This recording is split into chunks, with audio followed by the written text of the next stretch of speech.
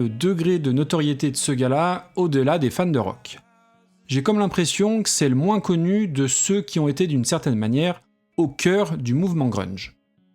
Peut-être est-ce dû à un manque de chance dans le timing musical de l'époque, en n'étant pas forcément au bon endroit au bon moment. Mais Mark Lanegan, c'est justement bien plus qu'un artiste grunge.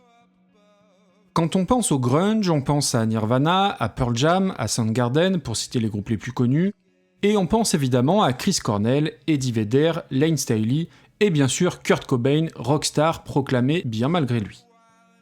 Mark Lanegan n'est pas non plus une rockstar. C'est un de ces types à qui rien n'a souri, ou alors pas bien longtemps, qui va se brûler sciemment les ailes, s'approcher très près du feu plus d'une fois, pour à chaque fois en ressortir un peu plus abîmé, un peu plus cabossé. Un type pas toujours fréquentable, mais un artiste hautement recommandable, à l'œuvre je trouve injustement méconnu.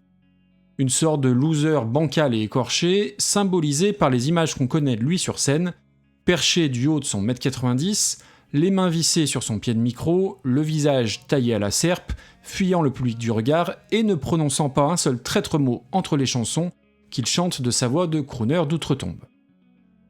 Une existence très en dehors des clous, un de ses seconds couteaux burinés par la vie et qui n'a pas eu l'exposition qu'il méritait, même si paradoxalement il cherchait souvent à la